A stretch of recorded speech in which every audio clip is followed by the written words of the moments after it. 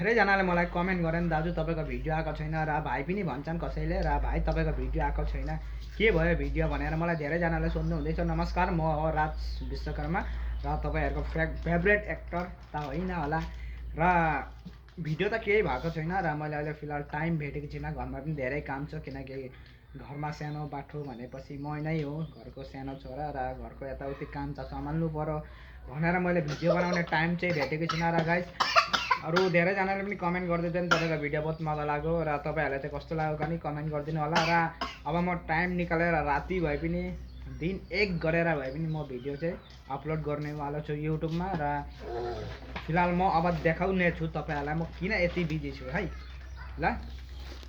र किन बिजी छ भन्दा यहाँ अलिकति भात छ टिफिनमा, यी यहाँ हेर्न सक्नुहुन्छ होला। अहिले जस्ट मैले 2 ब्याग सिमेन्ट लिएर आएको र दोकान मैले 4 बजी बन्द गरेको र अहिले तपाईँको 4:30 भयो।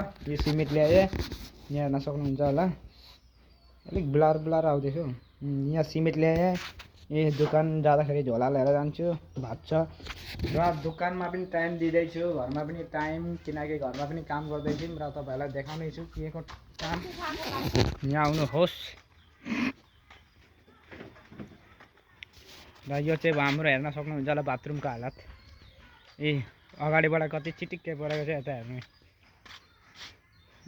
वाङ्ग परिरहेछ। अनि यहाँ हेर्न सक्नुहुन्छ होला, यो गाइस हामीले राति नै फिटिङ गरेको।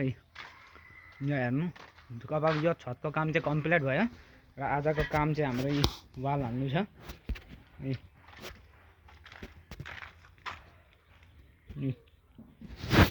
र त्यही भएर म भिडियो बनाउन सकेको थिइनँ, अरू स्क्रिप्ट पनि लेख्न सकेको थिइनँ भिडियोको। र अब चाहिँ म धेरै टाइम निकालेर भए पनि बनाउने छु र मेरो दर्शक बिनीहरू जति वेट गर्नु हुँदैछ चिन्ता नगर्नु, र मेरो भिडियो आउनेवाला छ। अरू अझै एउटा मेरो काम अनुसार आफ्नो जिउलाई पनि फिट राख्नुपर्छ भनेर म चाहिँ हमेसा 1 घन्टा भए पनि वर्कआउट गर्छु, किनकि जति नै जे भए पनि आफ्नो जिउलाई फिट गर्नु पर्यो होइन। र त्यही हो मेरो चाहिँ 3वटा काम छ अहिले फिलहाल। बहुत माने टेन्सन पनि भइरहेछ। अरू दोकान जानु पर्यो, दोकान गएर यतिकै टाइम पास, दोकान पनि माने यति चल्दैन, कोही कोही बेला चल्छ।